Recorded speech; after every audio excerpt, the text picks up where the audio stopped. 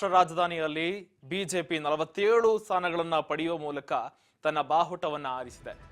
ಈಗ ಇದಕ್ಕೆ ಸಂಬಂಧಪಟ್ಟಂತೆ ಕಮಲ ಪಡೆಯ ಹೊಡೆತಕ್ಕೆ ಆಪ್ ಚಲ್ಲಾಪಿಲ್ಲಿ ಆಗಿದೆ. ಈಗ ಮೂಲೆ ಗುಂಪಾದ ಪೊರಕೆ ಕಮಲ ಕೇಕೆ ಅಂತ ಈಗ ಕಾಂಗ್ರೆಸ್ ವಿರುದ್ಧ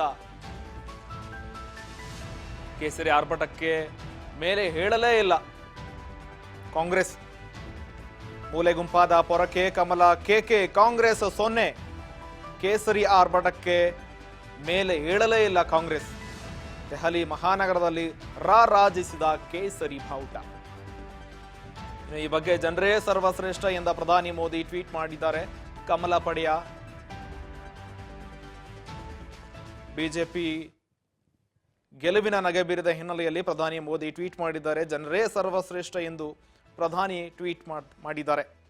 ಅಭಿವೃದ್ಧಿ ಗೆಲ್ಲುತ್ತೆ, ಉತ್ತಮ ಆಡಳಿತ ಗೆಲ್ಲುತ್ತದೆ, ಬಿಜೆಪಿ ಆಶೀರ್ವಾದ ಮಾಡಿದ್ದಕ್ಕೆ ಜನರಿಗೆ ಧನ್ಯವಾದ ಅಂತ ಈ ಮೂಲಕ ಟ್ವೀಟ್ ಮಾಡಿದ್ದಾರೆ. ಕಮಲ ಪಡೆಯ ಹೊಡೆತಕ್ಕೆ ಆಪ್ ಚಲ್ಲಾಪಿಲಿಯಾಗಿದೆ. ಈಗ ಕಾಂಗ್ರೆಸ್ 0ಗೆ ಮಕಾಡೆ ಮಲಗಿದೆ. ಕೇಸರಿ ಆರ್ಭಟಕ್ಕೆ ಮೇಲೆ ಹೇಳಲೇ ಇಲ್ಲ. 0ಯಿಂದ 1 ಸ್ಥಾನ ಆದರೂ ಗಳಿಸುತ್ತೆ, 2 ಸ್ಥಾನ ಆದರೂ ಗಳಿಸುತ್ತೆ, 3 ಆದರೂ ಗಳಿಸುತ್ತೆ ಅಂತ ಎಕ್ಸಿಟ್ ಪೋಲ್ನಲ್ಲಿ ಒಂದೊಂದೇ ಸಮೀಕ್ಷೆಗಳು ಕೂಡ ಹೊರ ಬಂದಿತ್ತು. ಅದನ್ನು ಕೂಡ ನಾನು ನಂಬಲ್ಲ ಅಂತ ಡಿ ಕೆ ಶಿವಕುಮಾರ್ ಕೂಡ ಹೇಳಿದ್ರು. ನೋಡೋಣ ಜನರು ಏನು ತೀರ್ಪು ಕೊಡ್ತಾರಂತ. ಈಗ ಅದೇ ರೀತಿ ಆಗಿದೆ. ಅದನ್ನು ನಂಬಲ್ಲ, 0 ಬಂದಿರುವಂಥದ್ದು. ಈಗ ದೆಹಲಿ ಕೇಸರಿ ಆರ್ಭಟಕ್ಕೆ ಮಕಾಡೆ ಮಲಗಿದೆ ಅಂತಾನೆ ಹೇಳ್ಬೋದು. ಮೇಲೆ ಹೇಳಕ್ಕೆ ಆಗ್ಲೇನೇ ಇಲ್ಲ. 0ಯಿಂದ 1 ಅಥವಾ 3, 4 ಅಂತ ಬರುತ್ತೆ ಅಂತ ನಿರೀಕ್ಷೆ ಮಾಡಲಾಗಿತ್ತು ಎಕ್ಸಿಟ್ ಪೋಲ್ನಲ್ಲಿ. ಅದು ಕೂಡ ಕೆಲವು ಎಕ್ಸಿಟ್ ಪೋಲ್ಗಳು 1ರಿಂದ 3ರವರೆಗೆ ಬರ್ಬೋದು ಅಂತ ಲೆಕ್ಕಾಚಾರ ಹಾಕಿದ್ರು. ಈಗ 0 ಬಂದಿದೆ. ಕಮಲ ಪಡೆಯ ಹೊಡೆತಕ್ಕೆ ಮೂಲೆ ಗುಂಪಾಗಿದೆ ನೋಡಿ. ಈಗ ಕೇಸರಿ ಆರ್ಭಟಕ್ಕೆ ಮೇಲೆ ಹೇಳಲೇ ಇಲ್ಲ. ದೆಹಲಿ ಮಹಾನಗರದಲ್ಲಿ ರಾರಾಜಿಸ್ತಾ ಇದೆ ಈಗ ಕೇಸರಿಯ ಕಮಲದ ಬಾಹುಟ. ಬ್ರೇಕಿಂಗ್ ನ್ಯೂಸ್ ಬರ್ತಾ ಇದೆ. 70 ಸ್ಥಾನಗಳಲ್ಲಿ ಬಿಜೆಪಿ 47 ಸ್ಥಾನ, ಎಎಪಿ 23 ಸ್ಥಾನ.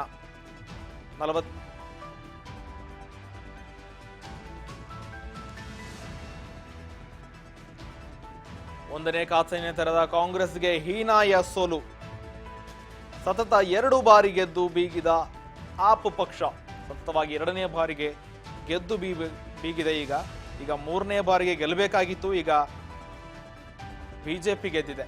ಸತತ 3ನೇ ಬಾರಿ ಏನಾದರೂ ಗೆದ್ದಿದ್ದೆ ಹ್ಯಾಟ್ರಿಕ್ ಗೆಲುವಾಗ್ತಿತ್ತು. ಇದು ಬಿಜೆಪಿ ಇದನ್ನ ಮುರಿದಾಕಿದೆ. 3 ಬಾರಿ ಗೆದ್ದಿರುವ ಇತಿಹಾಸ ಇರೋದು ಕಾಂಗ್ರೆಸ್ಗೆ ಮಾತ್ರ. ಅಲ್ಲಿ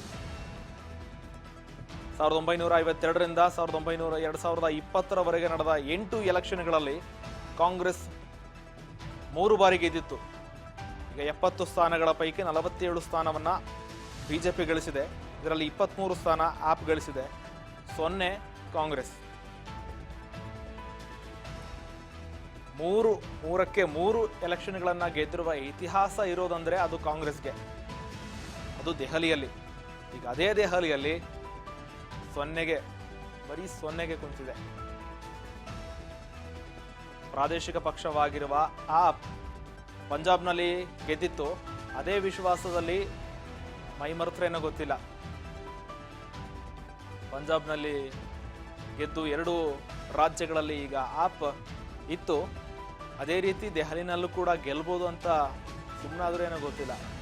ಇವರ ವಿರುದ್ಧ ಅಬಕಾರಿ ಹಗರಣ, ಹಲವಾರು ರಾಜಕೀಯ ಲೋಪದೋಷಗಳು ಕಂಡಿದ್ರಿಂದ ಹಿನ್ನೆಲೆಯಲ್ಲಿ ಇವರ ವಿರುದ್ಧ ಈಗ ಜನರು ತೀರ್ಪು ಕೊಟ್ಟಿದ್ದಾರೆ. ಈಗ ಪ್ರಧಾನಿ ಮೋದಿ ಕೂಡ ಟ್ವೀಟ್ ಮಾಡಿದ್ದಾರೆ, ಜನರೇ ಸರ್ವಶ್ರೇಷ್ಠ ಎಂದು. ಅವರ ತೀರ್ಪೇ ಅಂತಿಮ. ಅಭಿವೃದ್ಧಿ ಗೆಲ್ಲುತ್ತೆ, ಉತ್ತಮ ಆಡಳಿತ ಗೆಲ್ಲುತ್ತೆ, ಬಿಜೆಪಿಗೆ ಆಶೀರ್ವಾದ ಕೊಟ್ಟಿದ್ದಕ್ಕಾಗಿ ನಿಮಗೆ ಧನ್ಯವಾದಗಳು ಅಂತ ಪ್ರಧಾನಿ ನರೇಂದ್ರ ಮೋದಿ ಟ್ವೀಟ್ ಮಾಡಿದ್ದಾರೆ. ಇನ್ನು ಕಮಲ ಪಡೆಯ ಹೊಡೆತಕ್ಕೆ ಮಕಾಡೆ ಮಲಗಿದೆ 2 ರಾಷ್ಟ್ರೀಯ ಪಕ್ಷಗಳು. ಒಂದು ಪ್ರಾದೇಶಿಕ ಪಕ್ಷ, ಇನ್ನೊಂದು ರಾಷ್ಟ್ರೀಯ ಪಕ್ಷ. ರಾಷ್ಟ್ರೀಯ ಪಕ್ಷ ಅಂತ ಹೇಳ್ಕೊಳ್ತಕ್ಕಿಂತ ಕಾಂಗ್ರೆಸ್ ಕೂಡ ರಾಷ್ಟ್ರೀಯ ಪಕ್ಷವಾಗಿದ್ದು ಇದು ದೆಹಲಿಯಲ್ಲಿ ಸತತವಾಗಿ 3 ಬಾರಿ ಆಡಳಿತ ನಡೆಸಿಕ್ಕಂತ ಇದು ದೆಹಲಿ.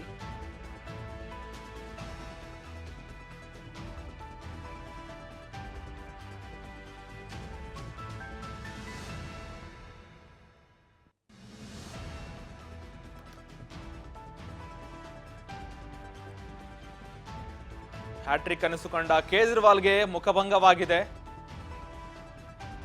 ಅರವಿಂದ್ ಕೇಜ್ರಿವಾಲ್ ಸೋಲಿನ ಸಿಡಿಲ ತಾಪ. ಮನೀಶ್ ಸಿಸೋಡಿಯಾ, ಸತ್ಯೇಂದ್ರ ಜೈನ್ಗೆ ಸೋಲಾಗಿದೆ. ಡಿಸಿಎಂ ಆಗಿದ್ರು ಇವರು. ದೆಹಲಿಯಲ್ಲಿ ಕೇಜ್ರಿವಾಲ್ ಪುಡಿಗಟ್ಟಿದ ಬಿಜೆಪಿ ದೆಹಲಿಯಲ್ಲಿ ಈಗ ಪುಡಿಗಟ್ಟಿದೆ ಅಂತಾನೆ ಹೇಳ್ಬೋದು. ದೆಹಲಿಯಲ್ಲಿ ಸಿಎಂ ಮತ್ತು ಡಿಸಿಎಂ ಇಬ್ಬರಿಗೂ ಕೂಡ ಸೋಲಾಗಿದೆ. ರಾಷ್ಟ್ರೀಯ ರಾಜಧಾನಿ ದೆಹಲಿಯಲ್ಲಿ ಕೇಸರಿ ಬಾವುಟಕ್ಕೆ ನೆಟ್ಟ ಕಮಲ. ಆಮ್ ಆದ್ಮಿ ಪಕ್ಷದ ದಿಗ್ಗಜರಿಗೆ ಹೀನಾಯ ಸೋಲಾಗಿದೆ. ಹ್ಯಾಟ್ರಿಕ್ ಕನಸು ಕಂಡ ಕೇಜ್ರಿವಾಲ್ಗೆ ಮುಖಭಂಗ ಆಗಿರುವಂಥದ್ದು. ಅರವಿಂದ್ ಕೇಜ್ರಿವಾಲ್ಗೆ ಸೋಲಾಗಿದೆ. ಇದೇ ರೀತಿ ಮನೀಶ್ ಸಿಸೋಡಿಯಾ ಕೂಡ ಡಿಸಿಎಂ ಆಗಿದ್ರು ಇವರು. ಸತ್ಯೇಂದ್ರ ಜೈನ್ ಕೂಡ ಸೋಲಾಗಿದೆ. ದೆಹಲಿಯಲ್ಲಿ ಕೇಜ್ರಿವಾಲ್ ಅನ್ನ ಪುಡಿಗಟ್ಟಿದ್ದಾರೆ. नमस्कार। आज दिल्ली के चुनाव के नतीजे आए हैं और जनता का जो भी निर्णय है, जनता का जो भी फैसला है, उसे हम पूरी विनम्रता के साथ स्वीकार करते हैं। जनता का निर्णय सर माथे पर। मैं भारतीय जनता पार्टी को इस जीत के लिए बहुत बहुत बधाई देता हूं और मैं उम्मीद करता हूं कि जिस उम्मीद के साथ और जिस आशा के साथ लोगों ने उनको बहुमत दिया है, वो उन सभी उम्मीदों और आशाओं पे पूरा उतरेंगे। हमने पिछले 10 साल में जनता ने जो मौका दिया हमें, उन 10 सालों में हमने बहुत सारे काम किए। शिक्षा के क्षेत्र में, स्वास्थ्य के क्षेत्र में, पानी के क्षेत्र में, बिजली के क्षेत्र में और भी अलग अलग तरीके से लोगों को राहत पहुंचाने की कोशिश की उनकी जिंदगी में, और दिल्ली के इंफ्रास्ट्रक्चर को भी हमने सुधारने की कोशिश की।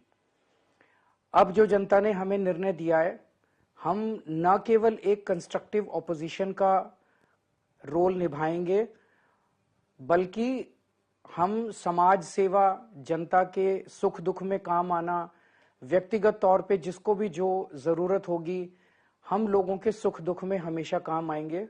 क्योंकि हम राजनीति में कोई सत्ता के लिए नहीं आए, हम राजनीति को एक जरिया मानते हैं जिसके जरिए जनता की सेवा की जा सके, जिसके जरिए लोगों के सुख दुख में काम आया जा सके। वो काम हम करते रहेंगे और हमें आगे भी इसी तरह से जनता के सुख दुख में काम आना है। मैं आम आदमी पार्टी के सभी कार्यकर्ताओं को बहुत बहुत बधाई देना चाहता हूं। वो बहुत शानदार चुनाव लड़े, बहुत मेहनत की, उन्होंने बहुत कुछ सहा इस पूरे चुनाव के दौरान। उन्होंने बहुत शानदार चुनाव लड़ा। इसके लिए मैं उन सबको, सभी कार्यकर्ताओं को बहुत बहुत बधाई देना चाहता हूं। नमस्कार। ಇದೀಗ ದೆಹಲಿಯಲ್ಲಿ ಬಿಜೆಪಿ ವಿರುದ್ಧ ಆಡಳಿತ ವಿರೋಧಿ ಅಲೆ ಎದ್ದಿತ್ತು.